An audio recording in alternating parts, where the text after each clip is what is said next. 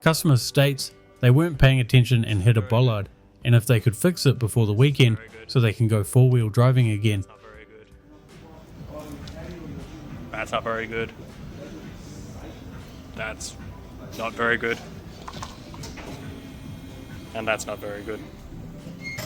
Customer states, my truck won't go nowhere. It just clicks and makes a bunch of rattling noise.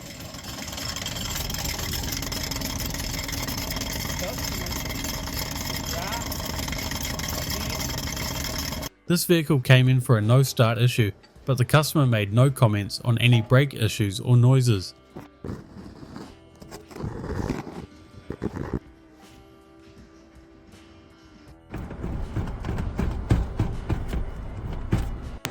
an aerodynamic tire. The new and improved see-through tire.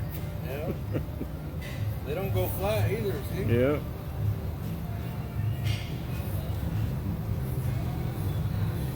Technician replaced a loose sway bar link thinking it was what was making a clunk. Somehow missed these terrible struts and bushes.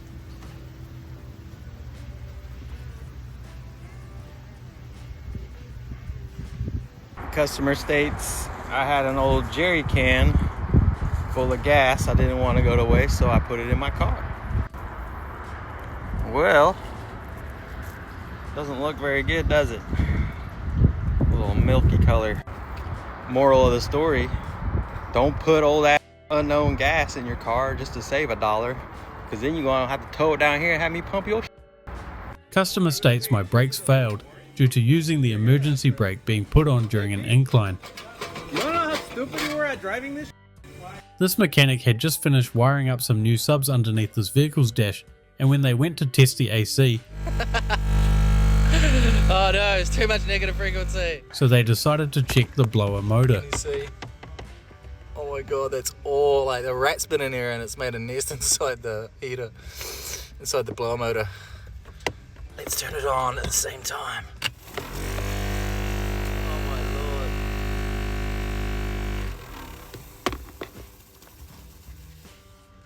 Crazy.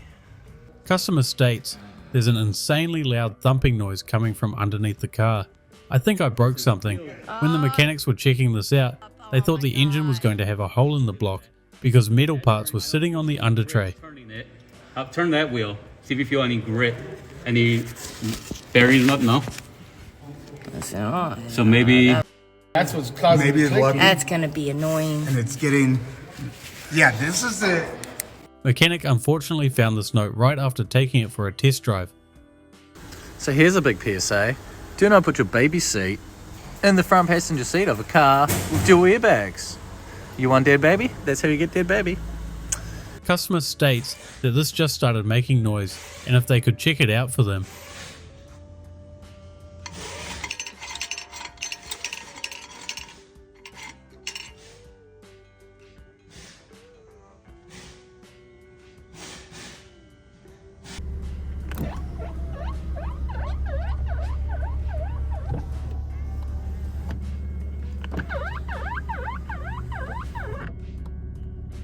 This camera footage is from outside the workshop, and as you can see, a first-time customer has just rolled in with their Nissan Juke.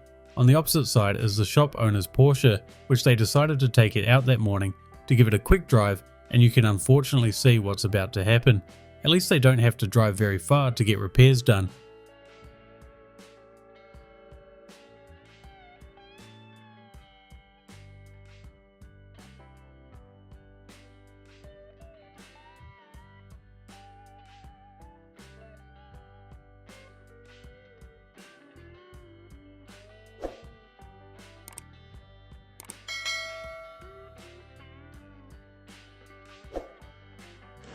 So does this count as too much of a good thing is bad? I just lost for words. I guess you could say these fries were air fried. You know it's bad when you can see the valve seats while looking through the bottom of the engine. It was out of a Peugeot 305, and as you can see, cylinder number 3's piston just disintegrated, leaving this mess in the oil pan.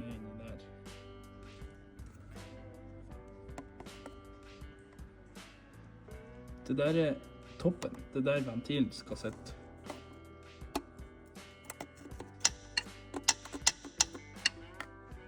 för där. Där ligger stämplet. Hela förbannade dritten har bara exploderat med det här.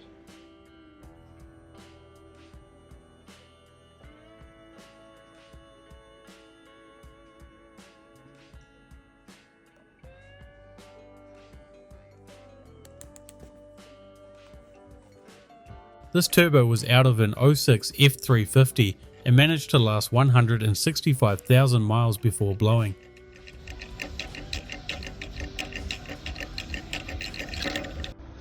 Alright, out here with this Chrysler 300, just swapped out this battery. Battery kept dying on her. She had brand new battery in here, completely depleted.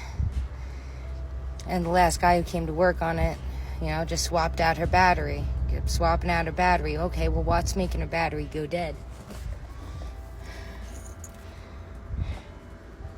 This right here. Old GPS unit.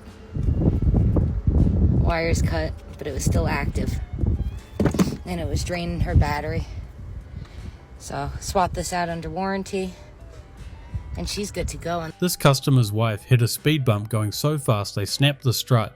The customer took it to the dealer and didn't believe them when it was properly diagnosed, thinking they may have detached it to make a quick buck from him. Just a Jeep doing Jeep things. Either needs a new head gasket or has a cracked head. Customer wanted to make a little bit more horsepower, but the turbo didn't cooperate with the increase in boost. It spins though. Okay, after this turn here, we do see a big drip here. It is not this.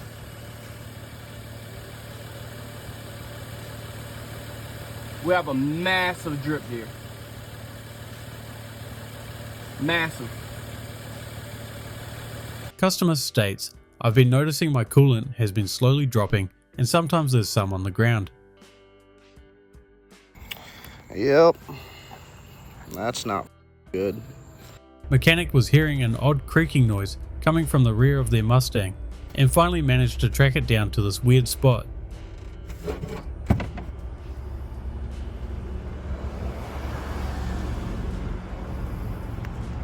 Customer's son said the wheel just catastrophically failed when driving slow on a side street. Everyone was saying it's obvious they hit a curb and that the son was lying, but they had the rest of the rims inspected and you can actually see where stress fractures were appearing on the other rims. Got this Vauxhall combo in today. Customer complaint on this one is a chuffing from the engine. Took the airbox off and have a look at that. It's quite a bad one, as you can see. 2 injectors leaking there, been leaking for a while. However, before we clean this off and change these injector seals, don't know if you can see there, someone super glued the leak off pipe together. So we're going to have to get a set of leak off pipes ordered before we ever go pulling these out. Got to love working on milling trucks. Time to bust out the dirt bike goggles to stop the stuff from falling into your eyes. Not what you'd hope to find on a Department of Transportation truck, but to be fair, it is a salt truck, so it's to be expected. Customer states, there's a horrendous noise when the car's running, so they had it towed in. It also had no power steering, and the mechanic noticed the alternator wasn't charging the battery, so they inspected it and found this. So we whipped the auxiliary belt off here, and you can see the alternator up there. You can see that clean aluminium there. If I move the pulley, look at that, absolutely had it. So the first evidence was these pieces in the undershake. But yeah, so that alternator pulley is completely snapped from the shaft and it's going to need a new alternator. Bit of a terrifying situation where this customer had to retrieve their own truck from this broken lift after the mechanic had an accident. The lift had a broken link on the chain and could have collapsed at any time. Customer states, driving along, someone pulled out on him and he had to do an evasive manoeuvre and went over a little island. Loud bang, car still drives okay. However, when you go to pull off, the whole car vibrates like a massage chair. Sounds horrendous. Please advise on what's potentially broken. visually looking from the top, everything looked all right. Underneath, some under tray damage. Let's have a little look. Pow! Ah, that's big, isn't it? Chunk there. Big old smashy boy in that gearbox. How that's not leaking, one will never know. But the reason for the vibrations, the gearbox is touching the subframe. How? How? What's snapped? I mean, the lower engine mount,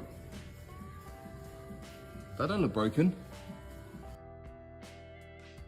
So, that's what happens when you hit a sleeping policeman really fast, or a big, I don't really know what it was. He just said he hit a big lump and it didn't feel good thereafter. So, yeah, needs an engine mount. Mechanic states, can you car manufacturers make a car that does not turn to dust in their lifetime, please? To be fair, a lot of it is from salt on the roads in winter. Customer did their own engine build on their Miata after turboing it only to hear this knocking noise start up after only 100 miles on it. Thankfully, it wasn't rod knock, but a collapsed lifter.